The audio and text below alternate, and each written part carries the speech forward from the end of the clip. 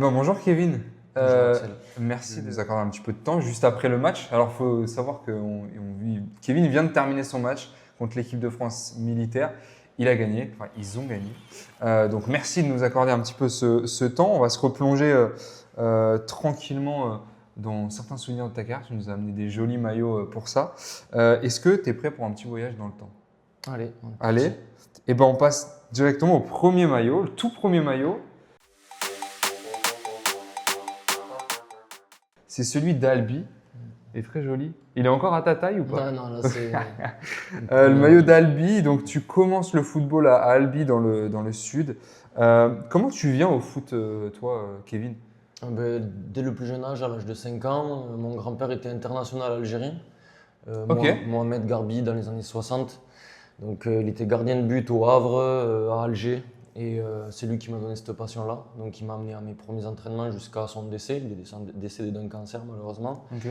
Et en fait, j'ai fait la transition. J'ai promis à ma mère et à ma famille, entre guillemets, que je prendrais son relais, un passage de témoin. Et je me suis toujours dit que je voulais faire footballeur professionnel. Donc c'est pour ça qu'aujourd'hui, je suis là. Ça m'amène vers le deuxième maillot. Le deuxième maillot, c'est celui-ci, mais avant ça, tu intègres le pôle espoir d'Occitanie, si je ne dis pas de bêtises, et tu vas, après ça, signer à l'AS Saint-Étienne, au centre de formation en tout cas de l'AS Saint-Étienne. Comment se passe ton arrivée dans ce club? Est-ce que tu es repéré? Est-ce que tu dois faire passer des tests là-bas? Alors en fait, ouais, c'est des sélections à partir de 13 ans. C'est un concours pour entrer déjà au Pôle Espoir à Castelmourou. En fait, Ok. à l'époque, on appelait ça les centres de préformation. Il n'y en avait que 7 en France, dont Clairefontaine, Ploufragan, il y en avait un à Vichy et un à Castelmourou dans la banlieue toulousaine. Du coup, en fait, ça regroupait pas mal de grosses régions, l'Aquitaine, le Midi-Pyrénées et à l'époque, c'était le Languedoc-Roussillon. Donc il y avait ces trois régions qu'il fallait passer en sélection. Et c'était un concours pour entrer au Pôle Espoir Occitanie. Donc j'ai réussi ce concours. J'y suis resté pendant 2 ans. Et en fait, Ok. là, il y a des sélectionneurs, des recruteurs qui viennent visionner les jeunes. Donc là, le Pôle Espoir, on s'entraîne du lundi au vendredi, tous les soirs, à partir de Ok. 17h. Et en fait, on fait des rencontres amicales contre d'autres centres de préformation ou contre d'autres clubs professionnels. Et en fait, il y a des clubs professionnels, des recruteurs, notamment Jérôme Fougeron, celui qui m'a recruté à Saint-Étienne, qui viennent superviser les joueurs de 13 à 15 ans. Et soit qui les amènent dans leur club respectif. Donc moi j'ai passé des tests par exemple au RC Lens, à Strasbourg, Ok. à Saint-Étienne, à Toulouse, à Bordeaux. Et après en fonction des tests que tu passes dans les clubs professionnels, si c'est concluant, ils te font signer un contrat d'aspirant professionnel ou un contrat amateur. Moi en l'occurrence c'était un contrat d'aspirant professionnel à Saint-Étienne de 3 ans, du coup de mes 15 à 18 ans, où j'ai été en centre de formation. Donc en fait la transition elle s'est faite comme ça, du Pôle Espoir à Saint-Étienne grâce voilà, à un recruteur qui m'avait supervisé Ok. sur plusieurs matchs pendant 2 ans. Ok. Donc voilà. Et tu savais à l'époque que tu étais supervisé justement et qu'ils venaient te voir régulièrement. Oui, ils essayent d'approcher un petit peu discrètement les parents, pas forcément le joueur, parce qu'on est encore mineur. Donc voilà, ils approchent les parents pour savoir si ça les intéressait d'envoyer leur enfant en centre de formation, parce que c'est quand même. Moi, c'était à 5 heures de chez moi. Ouais, Il y en a d'autres qui sont à 8 heures, 10 heures. Donc c'est un changement de vie. Et moi, j'étais prêt mentalement, j'étais prêt Ok. physiquement. Donc Donc tu es parti vivre à Saint-Étienne de Tout à toute fait. ton adolescence jusqu'au fait. début de l'âge adulte, tu étais à voilà, Saint-Étienne. de mes 15 à 18 ans en centre de formation. Et là, par contre, on rentrait qu'une fois par trimestre à la maison. Ok. C'est la C'était vie qui tes ensemble. coéquipiers à l'époque? Loris Néry, Idrissa Adi, Clément Jouve, Johan Garrick, il y a eu Emmanuel Rivière. Et Ouais. après, les plus anciens qui étaient déjà en pro, c'était à l'époque de Dimitri Payet, Blaise Matuidi, il y avait Tavlaridis à l'époque en première, Ouais. etc. Donc Ok. moi, c'était ma génération. Ok. Voilà. Et du coup, tu es dans l'un des plus grands clubs de France. Est-ce que dès le centre de formation, tu sens un petit peu le poids de l'institution, le poids de l'histoire du club? Ouais. Le poids et surtout l'éducation à travers Ok. le maillot. Il n'y avait pas que quand on portait le maillot qu'il fallait le respecter, il fallait montrer une image même quand ça soit au lycée ou en dehors. Voilà, c'était pas militaire mais presque. Ils nous ont Ok. voilà, éduqués comme à l'image du club, quoi. Le respect, le travail, la rigueur, les horaires, la politesse, que ce soit envers le personnel administratif, les éducateurs. Donc c'est vrai que c'est vraiment une école de la vie, le centre de formation, puisque on y vit. Et après, on est encore des gamins, donc c'est aux coachs et à l'encadrement qui sont un peu nos deuxièmes papas, quoi. Donc ils nous apprennent toutes les valeurs du sport et ce qui est en dehors aussi. Ok. Alors ça, c'est pour toute la partie formation. Moment un petit peu moins joyeux à la fin de ta formation, donc j'imagine à l'approche de tes 18 ans ou à tes C'est ça. 18 ans passés. T'es pas conservé par le club, donc pas de contrat professionnel. Comment ça se passe? Comment on te l'annonce, toi? En fait, à la fin de chaque saison, il y a le coach de la saison actuelle, le coach de la saison d'après, et plus le directeur de centre de formation qui nous reçoivent en entretien individuel, soit avec les parents, soit sans les parents. Et donc moi, c'était la fin d'un cycle de 3 ans. Donc là, c'était et le débrief de ma saison que j'avais fait en U19, puisque après on avait fait quart de finale de la Coupe Gambardella. Gambardella, yes. Voilà, donc c'était le débrief de cette saison-là, plus savoir si j'allais passer le cap où je pouvais signer stagiaire professionnel du coup avec l'équipe réserve où ils étaient en CFA, du coup N2 maintenant. Ils me disent clairement que j'ai pas le niveau puisque plus haut il y a des mecs qui jouent en Ligue 1 et qui redescendent les week-ends en CFA et que ces mecs-là ils sont plus forts que moi, ils ont un talent voilà, indéniable et que j'ai pas critiqué, c'était vrai. Donc les mecs au-dessus ils étaient vraiment plus forts que moi. J'ai accepté la décision un peu difficilement parce que j'ai vu mon rêve un petit peu se briser de jouer en Ligue 1.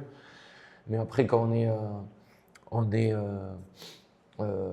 réaliste, on se dit qu'il y a vraiment un cap entre les U19 nationaux où tu es tout feu, tout flamme, la CFA et après encore la Ligue 1. Donc je pense que moi, c'était la bonne décision à l'époque qu'ils ont prise de ne pas me conserver. Et bon, je l'ai accepté. Je l'ai accepté parce que c'est le sport et que je suis un compétiteur et qu'il fallait se Rebondir. voilà. Tu en avais parlé avec des joueurs aussi qui avaient connu la même chose ou c'est quelque chose dont on parle entre footballeurs ou pas nécessairement? En fait, c'est un petit peu un sujet tabou parce que ben, c'est un échec pour certains de ne pas réussir dans soit leur club formateur, soit ben, on avance dans la vie, on prend la vie voilà, du bon côté et on avance, on se sert de ces échecs pour rebondir et aller plus haut. Et je pense que c'est une belle leçon de vie, je pense. Ok. Et si tu avais un conseil à donner à un jeune qui est là au centre de formation et qui s'apprête peut-être à avoir une sorte de décision, enfin, à passer ou pas le cap, qu'est-ce que tu lui dirais avec l'expérience? Toujours croire en soi. Ouais. Donc que ça soit de l'extérieur ou de l'intérieur, quand on se fait mousser après un match parce qu'on a été bon, ou qu'on se fait détruire après un match parce qu'on n'a pas été bon, faut toujours croire en soi, mais ça passe évidemment par le travail. Moi, si j'en suis là aujourd'hui, c'est uniquement grâce à mon travail. Le talent, il en faut un petit peu, mais beaucoup de travail, de mental pour faire une carrière dans le foot. Ok. Mais c'est quoi le plus dur à l'époque? C'est ouais, justement de ce que tu disais, de sentir que ton rêve t'échappe ou c'est vraiment de se dire bah ouais mais qu'est-ce que je vais faire quel Ouais. va être le lendemain quoi. Au début, sentir que ton rêve s'échappe, non, parce que quand tu donnes tout sur le terrain et que tu vois qu'il y a meilleur que toi, tu n'as rien à te reprocher. Donc j'ai vite switché et je voulais vite rebondir et Ok. pas me dire que j'allais retourner à Albi et alors que j'avais quitté moi le domicile familial depuis l'âge de 13 ans. Donc c'était un échec de revenir à la maison, de repartir à l'US Albi. Donc je voulais absolument réintégrer un club professionnel le plus rapidement possible en fait. Bah tu m'offres une très bonne transition pour le troisième maillot. Ouais. Hop. Il est juste ici. C'est le Nîmes Olympique. Donc, une fois que tu n'es pas conservé à l'AS Saint-Étienne, tu pars un petit peu plus au sud et tu signes à Nîmes en Ligue 2, je crois. Là, comme tu le disais, est-ce que tu te sens soulagé de pouvoir rejouer au foot, signer un contrat ou est-ce que tu dis, bah là, non, je repars de zéro et j'ai tout à prouver dans un nouveau club, dans un nouveau championnat? Ben, en fait, ça va très vite. Dès que je ne suis pas conservé à Saint-Étienne, je sais qu'il y a des tests à Nîmes. Le coach de l'époque qui était en U19, c'était Abdel Bouazama, qui connaissait bien le directeur du centre de formation de Nîmes. Du coup, il m'a mis en contact. Il m'a dit ben, écoute, va faire des tests de sélection. Si c'est concluant, je pense que tu as le potentiel pour rebondir en Ligue 2. Donc c'est ce que j'ai fait. J'ai fait mes preuves sur la détection. Dans un premier temps, ils m'ont fait signer un contrat d'1 an stagiaire professionnel qui était renouvelable une deuxième année. Ok. En fait, tu n'as pas le temps de dire ouf, hein, tu n'as pas le temps de réfléchir, de cogiter, tu repars direct dans le foot. 15 jours après, Ok. de toute façon, j'avais qu'une seule idée, c'était de rebondir, donc j'avais pas, Ouais. pas le temps de réfléchir. Et du coup, ben, je signe 1 an et je commence avec la réserve qui était en N3 à l'époque. Là, je fais vite mes preuves, j'avais 18 ans, j'étais au-dessus du lot parce que c'était une réserve professionnelle, mais d'un niveau en dessous quand même de ce que je connaissais à Saint-Étienne. Et je remonte très très rapidement avec le groupe de la Ligue 2 qui me permet de faire 5 ou 6 matchs titulaires en Ligue 2 à l'époque. Donc c'était la saison, je crois, 2010-2011. Et là, ça va très vite. Je joue devant plus de 10, 15, 20 000 personnes et je suis très très jeune. J'avais 18, 19 ans. Et l'ambiance des costières, sympa. donc là, c'était l'un de mes meilleurs souvenirs. Voilà, de rentrer ou d'être titulaire en Ligue 2 à l'âge de 18 ans, c'est un de mes meilleurs souvenirs. Je te propose de passer au 3e maillot, 4e maillot, très exactement. Hop. Alors, le 4e maillot, c'est celui de l'Aviron Bayonnais. C'est pas forcément un maillot, c'est pas forcément un club auquel on pense tout de suite. On pense pas tout de suite au football quand on parle de l'Aviron Bayonnais. Toi qui as joué là-bas, c'est aussi le club de Didier Deschamps. Il y a Stéphane Ruffier qui a joué dans ce club aussi. Comment ça se vit le foot au pays du rugby? Difficile. Difficile. Ben, déjà, le stade Didier Deschamps, qui porte le nom du sélectionneur, compliqué, qui n'était pas dans un bon état, on va dire, l'hiver. On s'entraînait dans des conditions pas faciles. Le rugby prend énormément de place parce que on porte le nom de l'Aviron Bayonnais, mais c'est un club multisport en fait. Il y a de l'aviron, il y a du rugby, il y a du foot.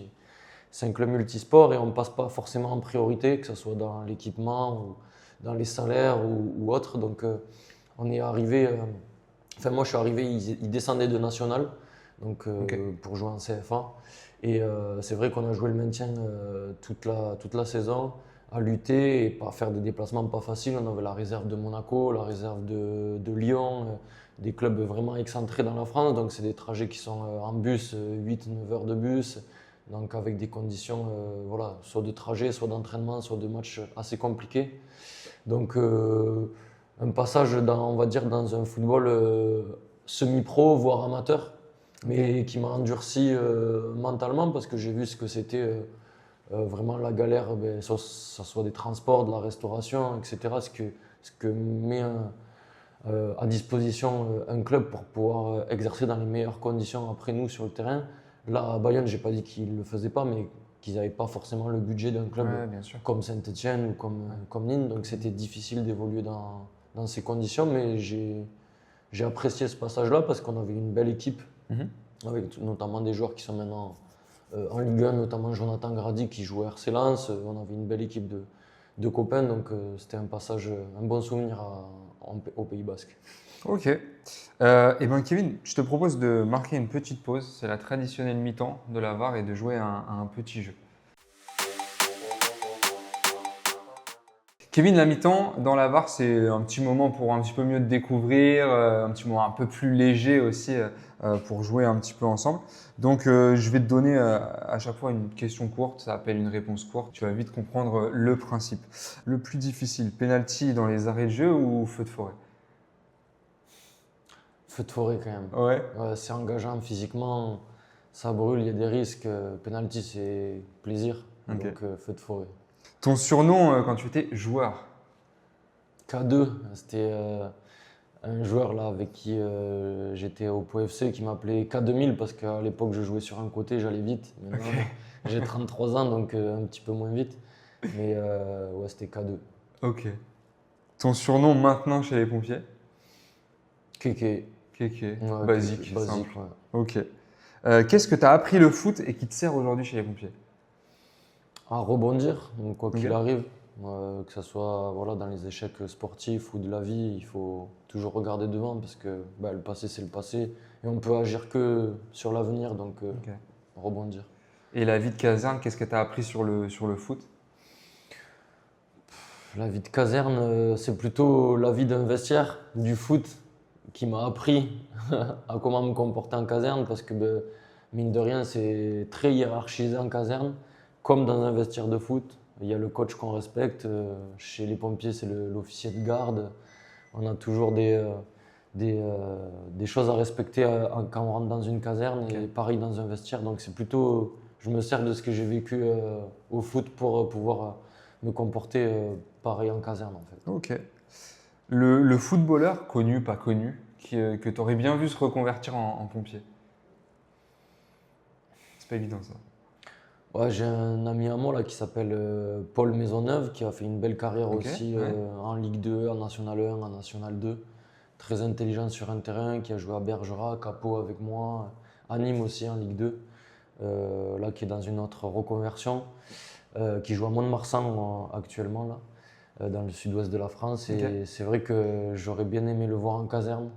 Mais lui, vu qu'il en a plus dans la tête que moi, peut-être qu'il serait officier à l'heure actuelle, mais c'est vrai que je l'aurais bien aimé le voir chez les sapeurs-pompiers. Vestiaire de foot ou caserne? Ah, vestiaire de foot quand même, parce que Ok. ouais, c'est des bons moments, c'est du plaisir, c'est de l'insouciance. Le football, franchement, la caserne, ça reste mon métier, donc c'est le monde professionnel. Il y a des choses à respecter, on ne peut pas faire n'importe quoi. Dans le foot aussi, hein. C'est un monde professionnel, on ne peut pas faire n'importe quoi, mais c'est avant tout du plaisir. On est payé à faire notre passion, le football, ouais, voilà. Ok. Et la dernière question, pompier, footballeur, qui est le meilleur, qui est le plus solide à la buvette? Ah, sans hésitation, les pompiers. Ah ouais? Ah ouais, moi, j'ai jamais connu, ouais, non, j'ai jamais connu les victoires qui sont fêtées jusqu'à 3 h ou 4 h du matin, parce que tout simplement, c'était un monde professionnel où je jouais. Ok. Donc après les matchs, vite, on rentrait à l'hôtel pour récupérer. Le lendemain, on rentrait soit en avion, soit en train, soit en bus. Et on renchaînait sur la semaine qui suivait pour un autre gros match. Ok. Donc on n'avait pas le temps de faire des sorties La à fête. pas d'heure et la fête. Sauf peut-être la montée avec Pau. Sauf voilà, des grosses victoires, des belles victoires à l'extérieur, mais c'était quand même très très rare. On ne buvait pas tous de l'alcool, voire très très peu. Donc ouais, les pompiers, mais après les gardes, toujours après les gardes. Ouais, évidemment, évidemment. Ok. Bon, bah, je te propose qu'on repasse à nos maillots. On passe au quatrième maillot, très joli maillot. C'est pas un maillot d'arbitre, je précise quand même parce qu'on pourrait on pourrait le croire. Nouvelle étape de ta carrière. Après l'Aviron Bayonnais, tu signes à Pau. Elle était 2014, je crois. Pau est à l'époque en National 2. 2 ans plus tard, vous parvenez à monter en National, donc à l'échelon, troisième échelon français, pardon. Quel match, quel souvenir te revient en tête directement là, de cette saison qui, j'imagine, à titre personnel, est quand même importante? Ben, je dirais le match de la montée. Je crois que c'est à Monaco. Il y avait Mbappé qui jouait sur le côté. Je l'avais au marquage. Il fallait faire un nul pour monter. Donc c'était en fin de saison. De fin de saison 2016, je dirais. On est monté en 2016. Fin de saison 2016. Il fallait juste faire un nul pour pouvoir monter en national. On fait match nul là-bas. Donc à la Turbie, au centre de formation de Monaco. Et là, on savait que il y avait le meilleur qui nous attendait pour les années qui suivaient. C'était un objectif du club de remonter en national parce qu'ils l'ont été un sacré moment quand, à l'époque d'André-Pierre Gignac notamment, d'anciens joueurs qui sont passés par Pau. Et c'était un objectif du club de se restructurer et de remonter le club en troisième division. Du coup, voilà, ça faisait 2 ans qu'on s'y attelait et là, on avait concrétisé donc l'objectif du président et c'était un sacré souvenir et d'avoir joué contre Mbappé qui à l'époque on ne savait pas qu'il allait avoir cette carrière-là et d'avoir permis au club d'accéder au National 1. Il t'avait fait courir un petit peu ou... Ouais, ça allait vite, ça allait très très vite. Je me disais que ce petit il avait du talent, hein, mais je ne savais pas qu'il allait avoir cette carrière-là, quoi. Ouais. Et ben, on passe déjà au 5e maillot, 6e maillot si on prend aussi celui d'Albi. Ce 6e maillot, c'est celui de Villefranche-Beaujolais. Donc tu signes là-bas, tu vas y jouer 2 saisons, toujours en national. Comment ça se passe les transferts à ce niveau? en national, est-ce que tu es tout seul? Est-ce que tu as un agent, quelqu'un qui te suit, qui te conseille? Ou est-ce que tu es vraiment tout seul et tu laisses les clubs venir à toi? Alors en fait, il y a certains qui fonctionnent avec des agents, mais c'est surtout des gros joueurs de Ligue 2 ou de Ligue 1 qui sont pas en reconversion, mais qui postulent à ces échelles-là dans des clubs professionnels. En l'occurrence, Pau n'était pas professionnel et Villefranche n'était pas professionnel. Du coup, moi, j'avais pas d'agent Mhm. parce qu'ils te prennent un pourcentage après sur ton salaire Ouais. s'ils te font signer un contrat. Ok. Donc non, moi, c'est surtout du bouche à oreille. Les joueurs, ils sont pas mal observés à ce niveau-là. Il y a la vidéo. Donc les coachs, ils connaissent toutes les statistiques. On a les GPS, on a tous les matchs qui sont télévisés. Donc ils connaissent un petit peu les forces en puissance de chaque équipe. Et en fait, il y avait Alain Pocha qui était coach à Bayonne en national à l'époque, qui m'avait déjà repéré donc, quand je jouais à Pau et qui lui avait signé à Villefranche à ce moment-là et qui m'a appelé, qui m'a débauché pour venir à Villefranche. Il cherchait un latéral droit et voilà, ça l'a fait comme ça. Il m'a fait confiance. Il m'a fait signer un contrat de 2 ans. Et voilà, c'est surtout pas des transferts, mais c'est des mutations, on va dire, internes, nationales. Ok. Mais après, c'est des gros joueurs qui vont chercher sinon plus haut, ou sinon des jeunes joueurs qui vont chercher plus bas, en National 2, National 3, mais souvent des attaquants en fait. Donc en fait, à moins que tu aies un club de Ligue 2 qui vienne te chercher, c'est quand même difficile de passer de national à Ligue 2. C'est C'est souvent les attaquants en fait qui Ouais. se font remarquer à travers le nombre de buts ou Ok. les joueurs qui sont décisifs à travers les passes. Mais après, moi, je jouais défenseur, donc il fallait vraiment être au-dessus du lot, dégager une puissance, une lecture à la relance. Mhm. Et moi, j'avais pas le niveau de réintégrer la Ligue 2. Donc, pour venir te chercher, il faut soit un agent, soit des performances extraordinaires pour pouvoir aller plus haut, quoi, en fait. Ok. Ok. Et ben, je te propose de passer alors, au dernier maillot de notre interview. Kevin, je le disais en préambule, tu es désormais international avec l'équipe de France des sapeurs-pompiers, parce que tu es toi-même sapeur-pompier professionnel. À quand remonte cette idée de reconversion et pourquoi le choix de ce métier? Bah, en fait, c'est à l'époque du Covid. Les championnats sont arrêtés. Je jouais au Gol FC. On devait jouer à la montée en National 1. On était en National 2. Et en fait, ouais, voilà. Le maillot BA2 National 2, on était les premiers dans les premiers. Les championnats sont gelés. On arrête de jouer. On s'entraîne tout seul à la maison. Et moi, j'allais avoir 30 ans. Et ma femme en avait marre de déménager, de vivre un petit peu Ouais. voilà, entre deux clubs. Je savais que j'avais des contrats qui m'attendaient un petit peu à droite, à gauche, mais elle voulait surtout se stabiliser, avoir une vie de famille. La trentaine arrivait, du coup, je voulais mettre mes capacités physiques et aussi mon penchant sur le paramédical grâce à ma maman qui était aide-soignante et ma femme qui est infirmière libérale au service des citoyens parce que je me disais que c'était un métier qui rassemblait des valeurs qui me correspondaient. J'avais le physique pour pouvoir rentrer sapeur-pompier professionnel. Et voilà, le paramédical, ça me parlait aussi. On fait 80-90% de VSAV, donc de véhicules de secours et d'assistance aux victimes, donc qui est quand même notre cœur de métier. Donc je me suis dit que j'allais passer le concours de sapeur-pompier professionnel et que si je l'obtenais à 30 ans, voilà, j'arrêtais ma carrière de footballeur pour pouvoir vraiment me consacrer à ma reconversion. Donc j'ai passé mon permis poids lourd, j'ai passé mon BNSSA, j'ai passé voilà, tous mes diplômes de secourisme avant d'arriver au concours pour voir si vraiment c'était quelque chose qui m'intéressait, qui me plaisait. Donc c'était vraiment structuré. Grâce à beaucoup de travail aussi d'écrit, parce qu'il y a du français et des maths, je me suis replongé voilà, dans les cahiers des cours de 3e, seconde, pour vraiment performer à ce concours Mhm. que j'ai obtenu en 2021 à Bordeaux.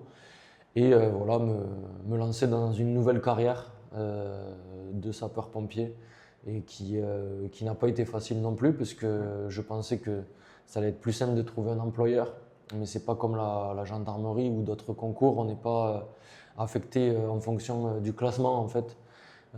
C'est à nous de démarcher les SDIS, du coup les services départementaux d'incendie et de secours, une fois qu'on a le concours en poche, on repasse un autre concours qui est départemental.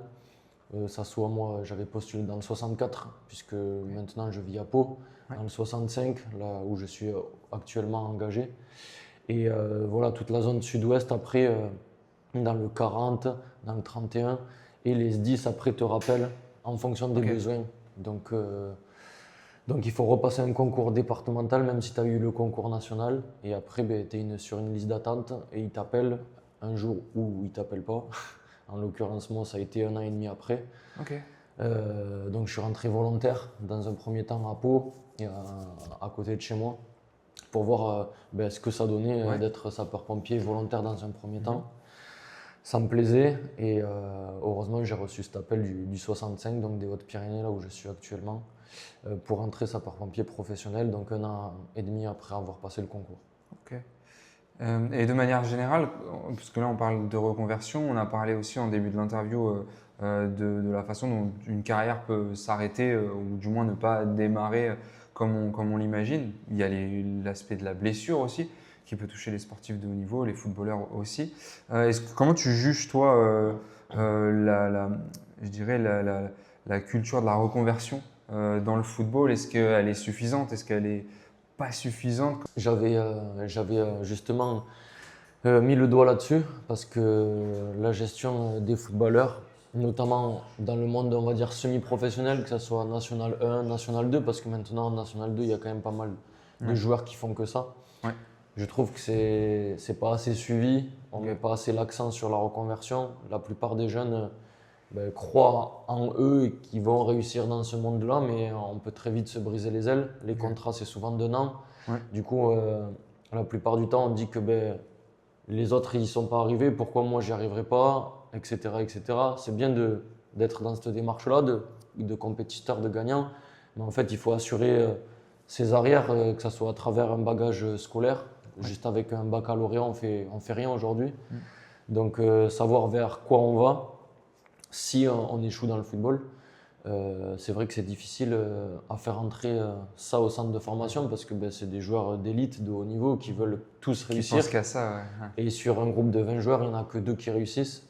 Donc les 18 autres, c'est vrai qu'ils rebondissent en général dans le monde semi-pro ou amateur, mais ça peut arriver très vite la fin de carrière ou la reconversion, soit à cause d'une blessure, soit à cause des performances, soit à cause d'un élément extérieur. Et je trouve qu'on n'est pas assez préparé dans le concret parce que c'est vrai que l'UNFP a mis à disposition des joueurs professionnels une cellule que de la reconversion, mais ça ne concerne que les joueurs de Ligue 1, Ligue 2. Ce qui sont un petit peu oubliés, c'est les National 1 et National 2, alors qu'ils vivent que de ça aussi. Et c'est vrai que c'est un petit peu léger parce que les joueurs comme moi sont livrés à eux-mêmes. Alors que on a passé notre vie à faire que du foot. Je trouve que la fédération, l'UNFP, les championnats auxquels on participe pourraient peut-être créer quelque chose pour qu'ils se servent de notre parcours, de notre expérience pour pouvoir passer le relais en tant que soit arbitre, soit en tant que coach, soit en tant qu'agent, en passant des diplômes qui font qu'en fait on se servirait de notre expérience en tant que footballeur professionnel pour pouvoir être une plus-value dans le milieu du foot en fait. Et ce n'est pas le cas à l'heure actuelle puisque 80% de mes collègues qui étaient en National 1 ou National 2, ils se reconvertissent soit dans l'immobilier, il y en a beaucoup chez les pompiers ou ailleurs, mais ça n'a rien à voir avec le monde du foot et c'est dommage. Si on revient un petit peu précisément au terrain, toi tu es en équipe de France des sapeurs-pompiers aujourd'hui, c'était ta 2e sélection ce soir. Comment tu arrives à cette sélection? Comment ça se passe?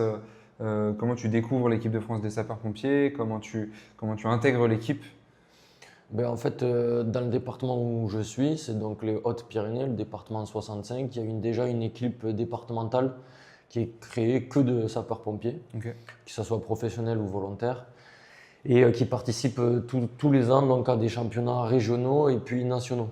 Donc, grâce à ce type de championnats régionaux et nationaux, il y a le staff de l'équipe de France qui vient superviser chacune des équipes qui participent à ces championnats. Et en fait, chaque joueur qui sort un petit peu du lot sont contactés à travers le coach de l'équipe de France via le coach de l'union départementale qui nous suit, savoir un petit peu dans quel club on joue, notre comportement.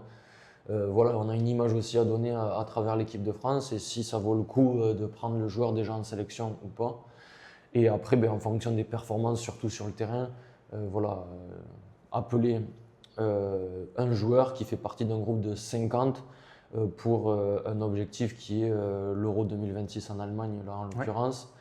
Et après, être sélectionné parmi ces 50 dans un groupe de 18 pour pouvoir après faire un match soit amical, soit une compétition. Ok, ouais, puis on l'a vu là, même l'équipe de France des militaires en face de vous ce soir, c'est des joueurs de N3, N2, donc ça joue quand même vraiment bien au foot, quoi. Moi, je trouve que le niveau, c'est voilà, c'est du N3, R1, ça dépend des régions françaises. Mais ouais, c'est un gros niveau. Je pense que, bon, je ne sais pas si on l'a vu ce soir de l'extérieur, c'est toujours un petit peu compliqué de juger de l'extérieur. Mais moi, en tout cas, je trouve que c'est du niveau N3 et tu as des bons joueurs puisque tous les mecs sont affûtés, ils jouent tous en club à des bons niveaux. Donc voilà, c'est une émulation de bons joueurs de niveau N3, R1 facilement, quoi. Ouais, il y a un bon niveau. Il faut savoir quand même que c'est ce qu'on m'a dit avant le match, c'est que vous vous êtes retrouvés il y a un jour ou deux et en fait vous n'avez pas beaucoup d'entraînement ensemble et vous vous découvrez quasiment pendant le rassemblement pour jouer le match juste après, quoi. Ouais, mais après, quand on parle tous le même langage, que ce soit dans la communication ou même sur le terrain, on se trouve facilement quand on est des joueurs de foot. Et votre métier aussi. Voilà, avec les valeurs de notre métier, on arrive quand même à se comprendre sur et en dehors du terrain. Et on a vu l'OM, là, par exemple, qui ont recruté 8 joueurs en 3 jours. Ils jouent déjà les uns avec les autres, les yeux fermés. Donc c'est à une autre échelle, hein, mais quand on parle tous le même langage, que ce soit sur et en dehors du terrain, il n'y a pas besoin de faire des longs rassemblements. Il suffit de mettre l'envie et après le reste, ça se fait sur le terrain, quoi. Ok. Et là, tu as parlé de l'Euro l'année prochaine. Comment ça se passe aussi? Vous jouez régulièrement contre l'équipe de France des militaires, des gendarmes, des choses comme ça. Et c'est comme ça que ça se passe, les rassemblements? En fait, on essaye de se rassembler une fois par semestre ou une fois par trimestre en fonction des années et des adversaires que le staff arrive à trouver parce que c'est pas facile. Il n'y a pas beaucoup de sélections en France qui permettent d'avoir un niveau qu'on a proposé ce soir-là. Il s'agit de nous là, de se préparer pour l'Euro 2026 qui se passera à Dresde en Allemagne. Mais oui, les rassemblements, on les fait là autour du congrès ou sinon sur des one-shots, sur des matchs amicaux quand on arrive à trouver soit des clubs de R1, soit d'autres sélections qui nous permettent d'élever notre niveau parce que c'est le but, quoi. Ok. Bon, bah écoute, Kevin, merci beaucoup d'avoir donné un petit peu de nous avoir accordé un petit peu de ton temps. On a fait un très bon tour là d'une carrière assez riche. Merci de nous avoir fait découvrir l'équipe de France des sapeurs-pompiers, d'avoir accepté d'aborder des sujets qui ne sont pas toujours abordés concernant la carrière des footballeurs. Merci aussi à vous de nous avoir suivis, d'avoir suivi cet épisode. Si vous avez aimé cette nouvelle boîte à souvenirs, n'hésitez pas à nous suivre sur les réseaux sociaux, _FC. Et une petite pensée évidemment pour tous les jeunes qui, un peu loin du strass du Ballon d'Or, ne font pas carrière ou ne trouvent pas le chemin vers le professionnalisme. Donc à bientôt et merci Kevin. Merci Axel, merci à vous tous.